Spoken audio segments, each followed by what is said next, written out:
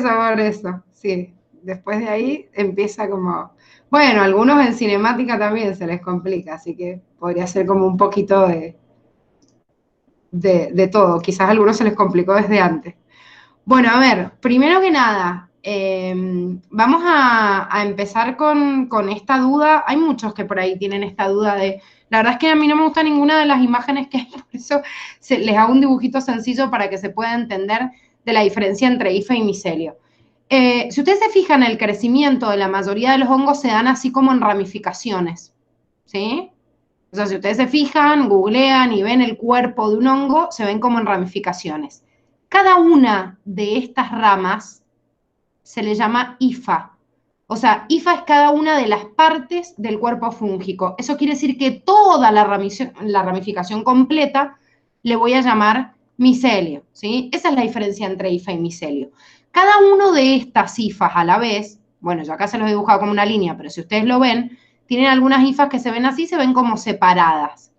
Si se ven separadas y esto realmente está formado por membrana y pared, que se le llama septo, es la división entre una célula y la otra, o sea, septo o tabique, que quiere decir que el cuerpo fúngico está tabicado. ¿Por qué? Porque a veces hay crecimientos de micelios que se les llama cenocíticos, en donde este septo no se marca bien, entonces la célula no se termina de dividir una con otra y me aparece un gran, por ejemplo, yo les voy a dibujar acá un micelio cenocítico, se ven como muchos núcleos.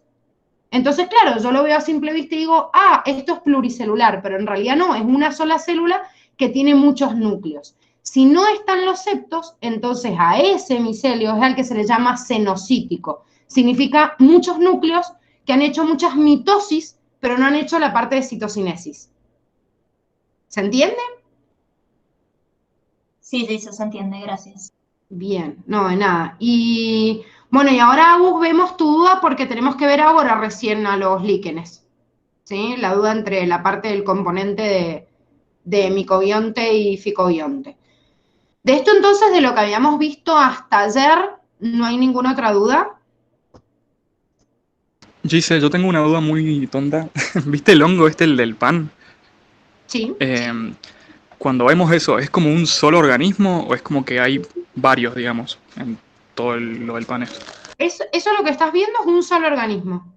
Entonces, fíjate que se ve así, se ve como ramificaciones, depende de dónde nace. Lo que pasa es que la imagen ahí no está completa de Rhizopus, pero si tienen un único pedículo en el cual están haciendo todo y nacen todas las ramas, y tiene, incluso te dibuja el cuerpo de fructificación en el extremo, ven que se ven como pelotitas, es en donde yo les decía que ahí de cada uno de estos cuerpos de fructificación pueden salir las gametas sexuales o asexuales, pero esa imagen te está mostrando un único organismo. Para vos darte cuenta si es uno o muchos, te tenés que fijar desde acá, desde el pedículo de fijación, cuántos parten. Pero si están partiendo todos de uno y todas las otras son como ramitas, sería un organismo. ¿Se entiende? Sí, se entiende. Bien. Bueno, perfecto. Entonces vamos a continuar. Esperen que cambie la pantalla de lugar. Les voy a compartir desde donde nos quedamos ayer. Acuérdense que habíamos visto las dos clasificaciones principales de cigomicetos y glomeromicetos, que vimos muy poquito de cada uno, porque en realidad la facu les pide que veamos muy poquito, y vamos a partir desde el tercer grupo, que son los ascomicetos. Ahí ya va a aparecer la pantallita. Bien, ¿qué habíamos visto de los dos anteriores? ¿Qué ejemplos se tenían que acordar entonces de los cigomicetos? Rhizopus Rhizopus. stolonifer. Perfecto, Rhizopus stolonifer, que era el moho negro del pan, teníamos que acordarnos que eran importantes descomponedores en la naturaleza, pero más allá de eso no había ninguno patógeno para el hombre. ¿Y en los glomeromicetos? Las micorrizas. Perfecto, ¿formadores de qué tipo de micorrizas? Endomicorrizas. Perfecto, endomicorrizas, pero me nombra también acá en este cuadrito donde están las micorrizas qué tipo de asociación simbiótica hay, y además es importante porque me figuran también las ectomicorrizas, porque hay dos grupos de hongos, que son los dos que nos quedan, que también forman micorrizas. De hecho, forman no endomicorrizas, sino ectomicorrizas, pero también son formadores de micorrizas, entonces es importante que los tengamos en cuenta, ¿sí? Empezamos entonces a ver este grupo que primero es uno de los más diversos, además en la naturaleza, y además de ello, de ser importantes en la naturaleza, existen muchos ejemplos que la Facu nos pida que sepamos en distintas categorías.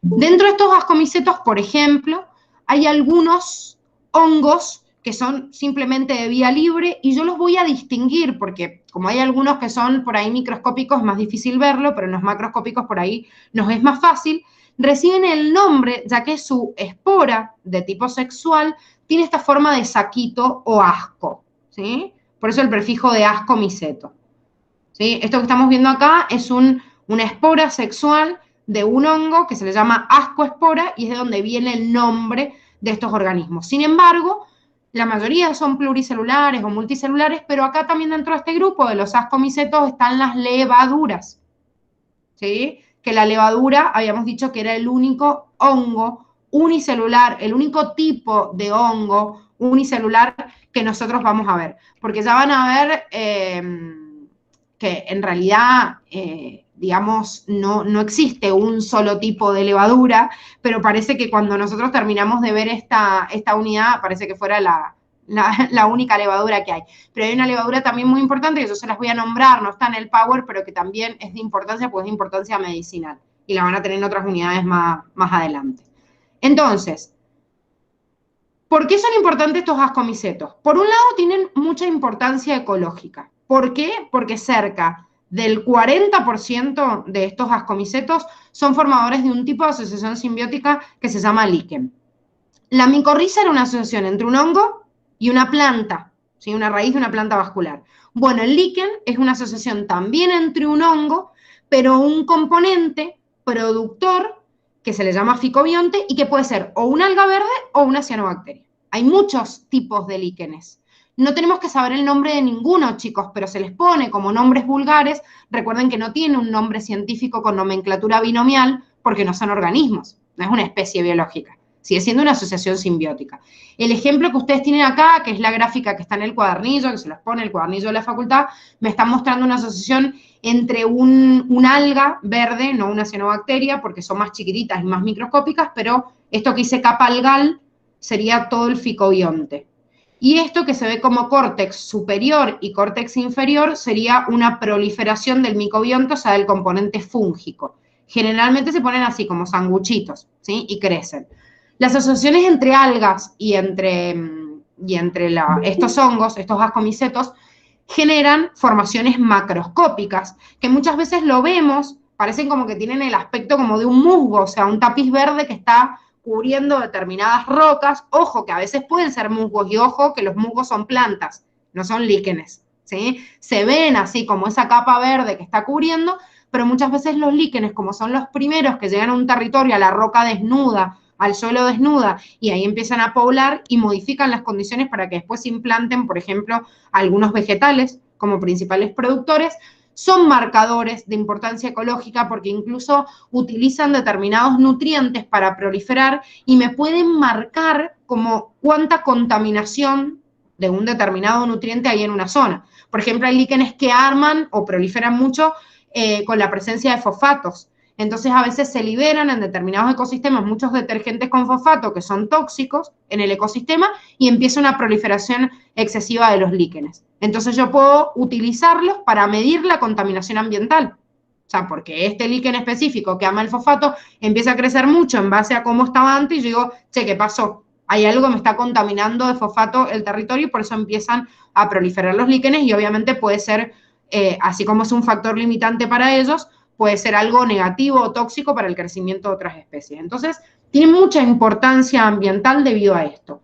Son una unidad, si bien obviamente son una asociación simbiótica, son una unidad que tienden a ser autoperpetuable, porque es como que el hongo va a brindarle, de la misma forma que en la micorriza, va a brindarle agua o nutrientes básicos al componente fotosintético, para que puedan llevar a cabo, obviamente, su proceso autotrófico, y por otro lado, el alga o la cianobacteria le convidan algunos compuestos orgánicos que se piensa que son los nutrientes que llevan a este micobionte a alimentarse y no tienen que absorberlo del sustrato.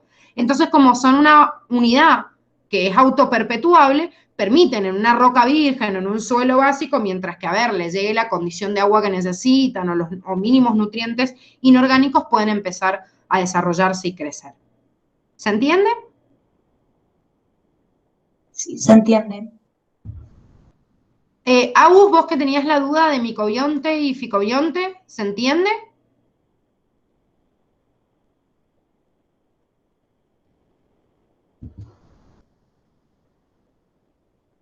Bien, perfecto. Bueno, a cualquiera, como les digo, de alga verde o de cianobacteria que forma parte de esta asociación se le llama ficobionte, y micobionte al tipo de ascomiceto específico que participa de esa unión. No tienen que saber, como les digo, ejemplos puntuales de esto. Es más, en la unidad de fungi ni siquiera les nombra un tipo específico de micorriza, sin embargo sí tienen que conocer un ejemplo porque estaba en el cuadernillo de ecología. ¿Sí? Pero vamos a repasar las micorrizas ahora al final y lo vemos porque en realidad también hay asociaciones de ascomicetos que forman también micorrizas. Bien, por otro lado, ¿cuáles tenemos que tener en cuenta? Los que son de importancia industrial. Y acá cuando digo industrial es como muy amplio. Vamos, yo les he puesto como ese título como para poder separarlos, pero tengo que saber distinguir unos de otros. Por un lado, acá hay una levadura muy importante que es Saccharomyces cerevisiae. Esta es una imagen en microscopía de este hongo, que es justamente una levadura, y esta levadura, si bien se descubrió en la cerveza y de ahí lleva su epíteto específico, es la misma levadura que yo utilizo para hacer el proceso de fermentación alcohólica en la malta para que se transforme en alcohol etílico y me dé la cerveza, en la uva para que se transforme también en alcohol etílico y me dé el vino, o en la manzana para que me dé sidra, pero también es la levadura que me ayuda con el proceso justamente cuando yo digo leudar, estoy hablando del proceso de fermentación que hace la levadura en todos los panificados. Es el mismo proceso. Ahora, ¿por qué yo no le sentía gusto a alcohol al panificado?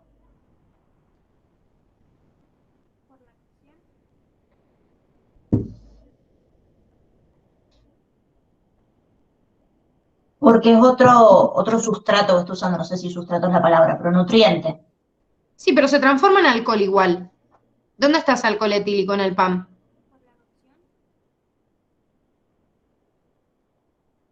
¿Se evapora? Se evapora, ¿sí? Lo que yo busco con el proceso de fermentación alcohólica en un panificado no es obtener el alcohol etílico final que hago en un proceso de producción de una bebida alcohólica, sino lo que yo hago es aprovecharme de esa reacción que liberaba mucho dióxido de carbono, el proceso de fermentación alcohólica, y el producto final, que es el alcohol etílico, en realidad, cuando yo cocino el pan, se termina evaporando y por la temperatura el alcohol se pierde. Entonces, lo que me importó es ese burbujeo que se produce adentro de la masa debido al proceso de fermentación por la liberación de dióxido de carbono. El proceso industrial que yo utilizo es el mismo, nada más que obviamente tiene distintos tiempos, distintas etapas, porque no quiero lograr el mismo resultado, no obtener la cantidad de alcohol, sino obtener justamente que se infle la masa por la liberación de dióxido de carbono, pero es el mismo. Ojo con esto, se los puse acá porque es de importancia industrial, pero no es una levadura. El Penicillium roqueforti, si bien Penicillium es un género que participa también en otras industrias de importancia, como por ejemplo la farmacéutica, el Penicillium roqueforti es la colonia de hongos que vemos en el Roquefort. El Roquefort, queso azul o queso verde. Yo no sé por qué le pusieron queso azul, porque yo la verdad que siempre lo he visto verde. Pero es la población, o sea, la colonia de este hongo. Entonces, no es solo de importancia industrial porque me puede ayudar a la obtención de un proceso, digamos, de un alimento, sino que puede formar parte de darle un sabor o una característica a un determinado queso. Y les puse este ejemplo de Penicillium roqueforti porque es muy notorio la colonia, pero hay muchos quesos, chicos, muchos quesos que se elaboran ante la presencia de un grupo específico de hongo, ¿sí? Por otro lado, hay hongos que directamente son comestibles, completos. Entonces son importantes para la industria alimentaria. Por ejemplo, las colmenillas sirven directamente como alimento o las trufas son otro ejemplo. Dudo que alguno haya probado una trufa, son carísimas, cotizan en euros en el mercado. Yo por lo menos no las he probado, parece que son ricas. Ahora, quiero hacerles una aclaración de esto, porque la palabra trufa como que resuena mucho en la industria de los chocolates, generalmente, y no es que tengan realmente trufas. Si ustedes se fijan esto, que ven acá una trufa real, un hongo, que se llama trufa, tiene una forma muy parecida a los bomboncitos que me venden como trufa en las chocolaterías. Yo no sé de dónde nació, o sea, en qué parte de Europa nació el mito y por qué hacerlo de esta manera o por qué ponerle ese nombre, pero se le llama como trufa digamos, al chocolate especial de la casa, de un determinado chocolatero. Entonces, como que la trufa es como el chocolate, digamos, específico de la casa con un determinado relleno, lo que sea. Entonces le han puesto este nombre por la forma, pero no porque tengan necesariamente trufas. Sin embargo, quedan muy buen combinadas, y de ahí también debe venir el nombre, con los chocolates y con la industria en realidad de la repostería. Entonces, originalmente seguro que su nombre vino de ahí, de que utilizaban trufas para condimentar y darle como su toque especial, pero hoy en día la verdad que no es que los chocolateros utilizan trufa para meterle a sus trufas, porque no. Sí, sí, a mí también me da hambre encima ni hablar cuando uno habla de chocolate, o sea, lo peor. No hay otro Sí, alimento ahí. chocolate, pan, Queso. queso, cerveza, pues. Sí, sí, sí. Yo les digo que podría vivir toda mi vida a base de chocolate y queso, nada más. O sea, es mi Yo combinación de entre la chocolate, parte sí. salada y dulce, podría toda la vida alimentarme de eso. ¿Qué ibas a decir, Cande? Que yo de chocolate. Soy, pero muy fan. No, yo también. Yo soy adicta. O sea, yo me Sí, sí, clasifico sí. como Yo adicta. también. Puedo comerte un chocolate cuando hacen 40, 45 grados. O sea, voy a esperar al lado del freezer a que se endurezca para que no se me derrita las manos, nada más, pero me lo voy a comer. Pero a veces, cuando uno tiene un ataque así hiperglucémico, si necesitas cortar con algo salado, que estimula otras papilas gustativas, le podría meter queso y listo. Y ahí con esos dos alimentos yo podría sobrevivir. Pero bueno. Bueno, desgraciadamente son muy importantes en la industria alimentaria de los honguitos, así que por eso los vimos. Vamos a ir viendo algunos comestibles, pero bueno, ahora cortamos un poquito con los comestibles y vamos a algunos ascomicetos que también son importantes en otro tipo de industrias. Por ejemplo, la industria farmacéutica. Sabemos que, porque lo vimos en Monera, que Alexander Fleming fue el primer bacteriólogo y en realidad es médico, era médico, pero bueno, que se dedicaba a la bacteriología y que descubrió por error, en teoría, al primer antibiótico que hoy llamamos penicilina a partir de este hongo, el Penicillium roqueforti. Fíjense que ahí me están mostrando, y se los mostré acá en un cítrico porque también es un hongo, una proliferación de hongos comunes en los cítricos, este Penicillium notatum. Fíjense que es muy, o sea, forma parte obviamente de la misma familia, entonces se ve igual que este es Penicillium roqueforti, es otra especie, pero forma parte del mismo género, así que fíjense que obviamente su crecimiento es prácticamente el mismo. Este Penicillium notatum, que crece justamente alrededor de los cítricos, deben haber visto muchas veces una mandarina, una naranja así podrida de esta manera, bueno, eso que ven ahí es Penicillium notatum, que accidentalmente puede estar en el medio, por eso se considera que se contaminó, digamos, como este primer cultivo de bacterias, y lo que haya Alexander Fleming es que se inhibe el crecimiento de las bacterias. Y de ahí se empieza a estudiar un montón de otros hongos, y hoy en día los hongos y obviamente las propias bacterias secretan la mayor cantidad de sustancias para la inhibición del crecimiento bacteriano. Entonces, la mayoría hay algunos que se han generado completamente de forma sintética en el laboratorio, pero la mayoría de los antibióticos, o sea, antibacterianos que existen, han sido derivados de sustancias de los hongos o de las propias bacterias, que inhiben el crecimiento de otras, entonces lo extraen de ahí y me sirve para inhibir otro grupo. Lógicamente, chicos, no es que cada vez que yo quiera fabricar penicilina voy a andar matando estos honguitos, o sea, evidentemente el principio activo químico que estaba en Penicillium notatum se aísla y cuando yo lo aíslo en el laboratorio obviamente se empieza la producción sintética, pero de algún lado tiene que surgir la sustancia, ¿sí? No es que hay un montón de científicos creando sustancias específicas que se acoplen con las bacterias que existen, sino muchas veces estos componentes aparecen en la naturaleza y una vez que yo lo aíslo, obviamente puedo hacer reproducción en el laboratorio. Dentro de los ascomicetos también, y esto es muy importante desde la medicina, existen algunos de importancia médica porque son patógenos para el hombre. La Facu me nombra 3, pero yo les quiero hacer una aclaración de un cuarto, que si bien no está acá, porque, bueno, en realidad no formaría parte de esta unidad, pero sí de otra unidad, por eso se los nombro. Yo les mencioné la otra vez, cuando estábamos viendo protista, porque es, no, Monera, no me acuerdo, porque es productor también de una infección de transmisión sexual, a Candida albicans. Candida albicans es un hongo y es una levadura, o sea, un órgano unicelular, forma parte también del grupo de los ascomicetos y produce una de las patologías más comunes, que es la candidiasis. Puede estar en la mujer y en el hombre, pero es mucho más común en la mujer. Claro, lo vimos cuando estábamos viendo tricomonas vaginales, porque también es causante de una infección en la cubierta vaginal.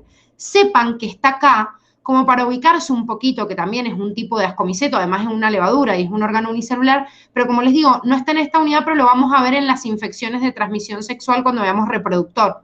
Entonces, si quieren agregárselo y hacerle un apartado acá, mejor, porque en realidad ya lo tienen por lo menos dentro de la clasificación en su cabeza. No es que les van a preguntar qué es un ascomiceto, pero bueno, después lo ven como hongo y dicen, pero nunca lo vi como hongo patógeno, y en realidad lo vemos más adelante, entonces está bueno hacerlo de esa manera. No, Fran, no es tan así. Si comes una naranja contaminada, probablemente vas a tener un montón de otras consecuencias de haberte comido ese, y no es que vas a matar a un... Aparte hay una parte de este penicilum que sirve para fabricar la penicilina. Pero bueno, de alguna manera sí, en realidad vas a ir contra cepas también naturales. O sea, si no estás enfermo, sepas que, bueno, habitan en nosotros. Pero sí. Yo les diría que no lo prueban por las dudas, porque también hay otras consecuencias en paralelo de consumir la contaminación o la micosis que puede producir el hongo, pero sí, parte de eso obviamente inhibe ese crecimiento de las bacterias. Bueno, además de Candida albicans, que nombrábamos entonces, aparece un género en donde hay varias especies, pero la Facu nos pide por lo menos que sepamos el género general, de hongos que contaminan a los cereales y que secretan un tipo de toxinas, que se las ha llamado aflotoxinas, que son muy tóxicas y en el ser humano son carcinogénicas. Eso quiere decir que si yo consumo cereales contaminados por Aspergillus, estoy consumiendo una toxina que puede producirme cáncer, ¿sí? O sea, así de grave. Así que es como bastante peligroso este tema. Miren, por más de que sean hongos que son microscópicos, las colonias, cuando son muy abundantes, yo digo, me estoy comiendo un montón de aflatoxinas, se ven incluso a simple vista. No quiere decir que todos los hongos que yo veo en los cereales sean Aspergillus, ¿sí? Pero por ahí es difícil distinguirlos a simple vista, pero no distinguir que tienen hongos. No sé si alguna vez les ha pasado que les haya quedado cereales guardados en la casa hace mucho tiempo y no se han dado cuenta y se crea como toda una telaraña alrededor de esos cereales, que uno dice, ay, se echó a perder. Bueno, es que tiene toda una población de hongos. De esa manera, a simple vista, yo no puedo distinguir si es Aspergillus u otro, pero bueno, tírenlos a la miércoles, obviamente, por la duda, cuando entran en ese proceso de descomposición. Y hay otro hongo que particularmente ataca a un tipo de cereal, que es el centeno, que se lo llama justamente cornezuelo del centeno, y también libera otras sustancias tóxicas que producen una enfermedad en el ser humano que se llama ergotismo. El ergotismo es muy grave porque el ergotismo tiene sustancias que son alucinógenas, que pueden producir no solo alucinación, sino demencia temporal, y en grandes concentraciones pueden producir, obviamente, la liberación de algunas sustancias que a largo plazo pueden llevar a la muerte, obviamente, al individuo, depende de la cantidad de ingesta, y en los tejidos en donde se almacenan empiezan a producir necrosis de todas las células. La necrosis colectiva de muchas células en un tejido es lo que se llama gangrena, ¿sí? Gangrena es como lo mismo que la necrosis, nada más que a nivel de tejido y no solo una célula, o sea, que produce muerte del tejido. Y bueno, acá estaba lo que nombraba la Cami ayer, la producción justamente de algunas drogas como el LSD de extractos desde Clavice purpura, y de hecho hay muchos hongos dentro de los ascomicetos que son alucinógenos, ¿sí? Por ahí podríamos conocer nada más porque en realidad es el que nos da la Facu, pero hay muchas extracciones de sustancias alucinógenas que se sacan de hongos y que forman parte no solo de los ascomicetos, pero la mayoría están en este grupo también. Y bueno, sí. Puedo agregar algo, ¿no? Que también se usan como psicoactivos para los psicofármacos, por ejemplo, para personas que tienen algún tipo de trastorno psicológico o algo. Totalmente, sí, esos son de importancia también, no acá como patógenos, sino de la industria farmacéutica, como estábamos nombrando recién. Sí, no son solo antibióticos, chicos, esto también es importante. Se extraen muchas sustancias de los hongos que no solo son antibióticos, sino pueden ser otro tipo de medicamentos. Puede ser un paliativo para el dolor, como un analgésico, o sea, otras sustancias. Por eso les dice antibióticos y medicamentos en general, porque pueden tener obviamente distinta función. Bueno, y el tercer grupo patógeno que me nombra la Facu son los productores de tiñas. Productores de tiñas es porque tiña se le llama la patología. Hay muchos géneros de hongos que producen tiñas. Por ejemplo, los epidermofitum, los tricofitum, o sea, géneros que no me nombra la Facu, pero sepan que son muchos, ¿sí? Uno de ellos, por ejemplo, es el que produce el pie de atleta, que es el hongo más común que conocemos, o el más frecuente, que le agarra prácticamente a todos, por lo menos, y varias veces en la vida, porque bueno, hay calor y hay humedad, y el hongo está como sumamente contento con esto. Hay muchas tiñas corporales, algunas muy notorias, como las que pueden ver en la imagen que tiene el cuadernillo, que forman estas lesiones de color rojizo, pero no son las únicas tiñas corporales. Hay tiñas como, por ejemplo, de manchitas de color blanco, de color marrón, oscuro, más claro, de color negro, y son todos tipos distintos de hongos que proliferan. Muchos de estos salen, por ejemplo, cuando nos exponemos al sol. Vieron que muchos van y cuando están en el veranito toman sol. Claro, yo tomo sol, tengo el sol sobre la piel, ¿y qué hace el sol? Me hace transpirar. Entonces, la perspiración, o sea, el transpirar es ambiente húmedo y cálido. Chau, los hongos empiezan a hacerse un festín. Entonces, por ahí ustedes ven manchitas blancas en la piel y dicen, ah, no, es que me estoy despellejando. La miércoles, son hongos, ¿sí? No quiere decir que a veces no se estén despellejando. Sí, a veces me puedo estar despellejando, pero muchas veces esas manchitas, y más cuando perduran y salen en el mismo lugar, es que son hongos, ¿sí? Que a veces se pueden ir solos o no se establece la colonia, a veces yo tengo que hacer tratamiento con distintas cremas. Perdón, una duda. Sí. ¿De dónde sale el hongo ese, por ejemplo, el de la tiña corporal? Porque no es que por generación espontánea, bueno, el sol aparece arriba de la piel. No, están en el aire. Ah, en el aire. Bien. Sí, están en el aire. Están todo el tiempo en el aire y todo el tiempo nos caen encima. Lo que pasa es que tienen que encontrar las condiciones adecuadas en la piel para empezar a proliferar. El pH que tenemos en la piel, muchas veces la secreción de las hormonas también influye mucho, que condicionan a que se acerquen más a un grupo de bichos u otros, de toda la flora que tenemos. Cuando nosotros hablamos de flora corporal, no es flora bacteriana nada más. ¿Sí? Tenemos un montón de bacterias sobre la piel, pero también tenemos hongos, tenemos protistas, tenemos de todo. Estos hongos, si encuentran las condiciones adecuadas, de las cuales las más importantes es el calor y la humedad. O sea, si yo dejo una zona húmeda y caliente, por eso el pie de atleta es tan común. Porque cuando yo no me seco bien los pies, entre medio de los huequitos, pongo el calzado, la media, chau, empieza a aumentar la temperatura dentro del pie, dejé algo húmedo y listo. Porque el hongo andaba dando vuelta por todos lados, se nos apoya todo el tiempo. Pero si yo no le doy las condiciones, no empieza a proliferar y no veo la colonia, que es la que lesiona obviamente la piel. Pero están todo el tiempo dando vuelta por todos lados y tenemos sobre la superficie miles de hongos, junto con las bacterias y el combo. Si yo le doy las condiciones, dicen, bueno, listo, me hago un festín. Y si no, no. Gise, ¿viste que dice que produce prurito? ¿Eso es la picazón o el color rojizo? No, prurito es picación. Ah, O sea, cuando a mí me pica una zona, a eso se le llama médicamente, el término es prurito. Cuando vos ves o sea, depende del tipo de mancha, pero en este caso hay como todo un enrojecimiento y tiene que ver con el proceso inflamatorio. Que también, por ejemplo, en un pie de atleta también se ve el proceso inflamatorio. Se inflama la zona y se ve enrojecida por el aumento de vascularización. Y a veces no se ven manchas rojas, sino otros colores, porque se ve la colonia misma del color del hongo. Por eso le digo que hay veces que se ven manchas como más marronadas o más blanquecinas, porque es el mismo color más allá de la reacción que esté haciendo mi cuerpo, es como la proliferación del mismo hongo. Bueno, acá, fíjense que tienen al microscopio para poder visualizar, esto es un microscopio óptico, ni siquiera un electrónico, pueden ver cómo se ven los aspergillus, ¿sí? Acá es uno de los micelios, y todas estas pelotitas que ven ahí son los cuerpos de fructificación, de los cuales se empiezan a dispersar, de uno de los que estábamos nombrando recién, productor justamente de las aflatoxinas. Y Clavice purpúrea, cuando macroscópicamente está en el centeno, esta es una ramita de centeno, todo esto que están viendo negro acá es la proliferación de Clavice purpúrea en el centeno. Este centeno después se muele y se hace harina. Entonces, muchas veces el ergotismo nos los podemos contagiar por una arena de centeno, pero porque se ha procesado una planta que tiene, obviamente, o está contaminada.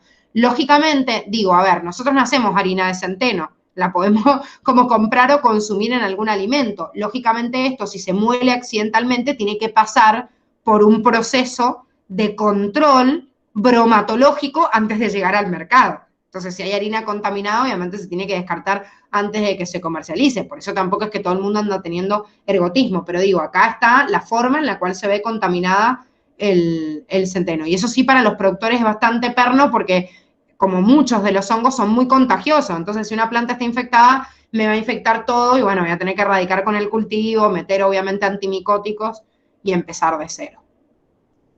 Bueno, vamos al último grupito, que son los basidiomicetos. En los basidiomicetos, si bien hay algunos que yo puedo ver, algunas cepas, que las veo, esto es una plaquita de Petri, en donde yo puedo ver la proliferación de algunos que sean más microscópicos, generalmente los más reconocidos de los basidiomicetos son todos estos que tienen esta formita, ¿sí? Esta copita, que es el hongo común de Mario Bros, ¿sí? Que se llama seta. Todas las setas están dentro de los basidiomicetos, ¿sí? Hay hongos también macroscópicos como hongos en repisa o hongos en sombrero, pero todas estas setas, comestibles o no, dentro de las comestibles tienen, por ejemplo, los champiñones, todas las setas forman parte de los basidiomicetos. Además de estar todas las setas, hay formadores también de ectomicorrizas, y si bien no se los especializa bien en ascomicetos, les dice que pueden formar micorrizas y también son de este tipo, ¿sí? O sea, que acuérdense que como representativos, no es que todos sean así, pero sí por lo menos como nos lo da la Facu, si me dicen endomicorrizas, digo, bueno, glomeromicetos. Si me dicen ectomicorrizas, son basidiomicetos y algunos ascomicetos también. Ascomicetos son representativos como formadores de líquenes, pero algunos también pueden formar ectomicorrizas. Son importantes también descomponedores, sobre todo de la madera, pero de otros compuestos orgánicos también, y por eso son de importancia ecológica junto con los zigomicetos, que eran los principales descomponedores de la naturaleza, y no hay ninguno patógeno representativo para el hombre, pero sí son parásitos de algunos vegetales y nos terminan afectando a nosotros. Por ejemplo, el dibujito que tienen de estas hojas infectadas por dos poblaciones de hongos, de estos basidiomicetos, que son la roya y el tizón, producen patologías muy graves en los cultivos. Entonces, no enferman al hombre, pero sí dañan muchísimo los cultivos y obviamente bajan la producción en la industria agropecuaria y afectan, digamos, al comercio, no al hombre directamente porque no causan una patología. Y acá tienen ejemplos de estas setas comestibles, que son los champiñones, igual todos los deben haber visto. Y algunos de estas setas que no son así tan redonditas, que también son hongos comestibles. Ojo, hay que saber distinguirlos de los no comestibles o que son tóxicos. Y algunos otros crecen sobre las cortezas de los árboles como estos, que son los hongos en repisa, ¿sí? Todos los hongos en repisa, entonces todas las setas y algunos microscópicos que producen sobre todo patologías en las plantas, en los cultivos, serían como los únicos ejemplos que tenemos que ver de este grupo. Con esto, chicos, se termina todo lo que nosotros tenemos que ver de reino fungi. En la última partecita de esta unidad tenemos un apartado de reino plantae que me dice cosas como muy sintéticas, de las cuales muchas de ellas las conocemos, como por ejemplo que son todos pluricelulares, que tienen pared de celulosa, pues ya lo hemos visto, pero agregamos algunos datos importantes. Uno de ellos es que tienen crecimiento ilimitado.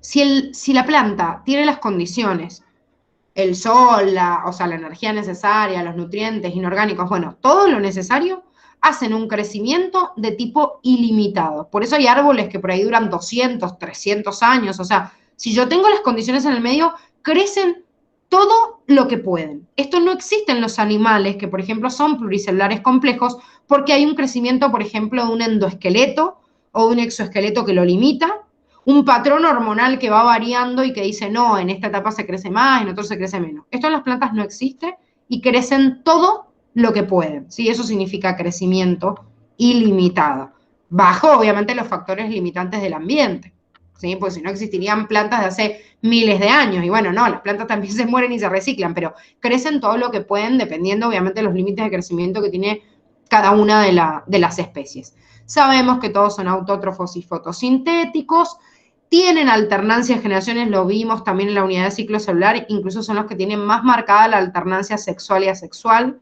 viven plantas enteras en su fase haploide y otras diploide. Agregamos ahora en esta unidad como datos, si bien no vemos clasificación de plantas, pero sí sabemos que se pueden clasificar en base a sus vasos de conducción, o sea que hay plantas avasculares, como un musgo, y todas las mayorías que son con vasos de conducción o plantas vasculares, quiere decir que tienen vasos de conducción. Así como nosotros tenemos arterias y venas, las plantas tienen xilema y floema, que son sus vasos de conducción, todas las plantas vasculares lo tienen. Además de eso lo clasificamos de acuerdo a las semillas, a las flores, y si bien la Facu no se los puso acá, también se clasifican en base a los frutos. Hay plantas que tienen semillas que están desnudas y otras que están envueltas en un órgano reproductor. O sea, el órgano reproductor sería la flor, pero después la flor se transforma como en un fruto y envuelve las semillas. Hay otros que tienen las semillas como sueltitas. Entonces, en base a esto, si tienen circulación, si no, si tienen semilla desnuda, cubierta, qué tipo de flor tienen, cómo es la forma del fruto. Bueno, la clasificación en botánica es sumamente extensa, de la cual de todos ellos no van a ver absolutamente nada. Sí presten la atención a algunos de los datos importantes que les nombra el cuadernillo, que por ahí se lo suelen preguntar, como por ejemplo, bueno, creo que les nombran la importancia en la producción de los medicamentos. Más del 40% de las plantas sirven para la producción de medicamentos, y además de eso les nombra también a través del trigo, el maíz, el sorgo, que son los principales vegetales que alimentan, no sé, al 50% de la población, más allá de que haya seres humanos que solo se alimenten de población vegetal. En la nutrición omnívora que tenemos, igual gran cantidad de ellos se solventa con 2 o 3 especies de vegetales, ¿sí? Y hay otros, obviamente, que son más comestibles. Eso es lo único. Bueno, y hay un cuadrito comparativo entre fungi y plantae, de una clasificación en realidad que venimos viendo también desde el principio. Gise, Y eso es todo. Sí. yo tengo una duda. Los hongos, para alimentarse, viste que secretan las sustancias para poder degradar em, el alimento, digamos. Esas sustancias las secretan, no sé, tipo por las raíces y llegan al suelo y a partir de ahí descomponen el alimento, o si suponete un bicho se la apoya, está muerto, empieza a degradarlo desde ahí. No sé si Depende se del entiende. tipo de hongos, porque hay hongos unicelulares que pueden caer y lo liberan desde la pared, otros desde el extremo de las hifas. No sé, ¿de raíz a qué te referís? Los hongos no se considera que tienen raíz. Sí es verdad que tienen pedículos de fijación que pueden llegar o sea, que se implantan en la superficie. Pero en realidad el hongo libera las sustancias que pueden viajar incluso por el sustrato o por el aire y que pueden ser enzimas digestivas, ¿sí? Y depende de eso, es si el organismo obviamente está al lado, después absorben los nutrientes a través de las mismas hifas corporales. Pueden ser que estén impregnadas en el sustrato o estén aéreas, digamos, a nivel de superficial. Depende mucho del tipo de hongo y qué tipo de enzima obviamente secrete.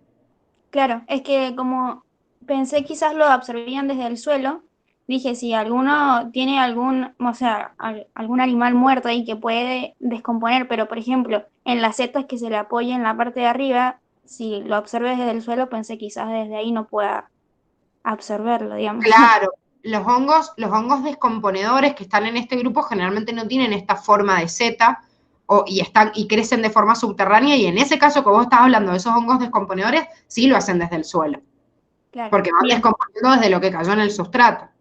Exactamente. joya, gracias. Sí, aparte si han visto bueno, hay algunos que hacen un proceso de descomposición en el suelo muy importante, pero si han visto crecimientos de algunos de los hongos, van a ver que la tierra alrededor se empieza a poner toda negra. Y en realidad es que están secretando todos esos compuestos y están degradando, ya sea vegetales o compuestos orgánicos que quedan ahí, y dejan todo negro porque en realidad es el mismo proceso de descomposición que están haciendo. De hecho, hay muchos forenses que se dan cuenta cuando hay algo enterrado abajo por el color de la tierra. Totalmente, sí, totalmente, esto es re importante. Bueno, la verdad que los forenses y los que hacen criminalista estudian algunas cuestiones que uno dice que asombroso. O sea, tendríamos que para cometer, por ejemplo, un buen asesinato, tendríamos que saber como muchas ramas de la ciencia para que nos salga bien. Bueno, chicos, ¿alguna duda más de este reino? Estos reinos, aunque el último no vimos casi nada. No, no. No, no, Dice-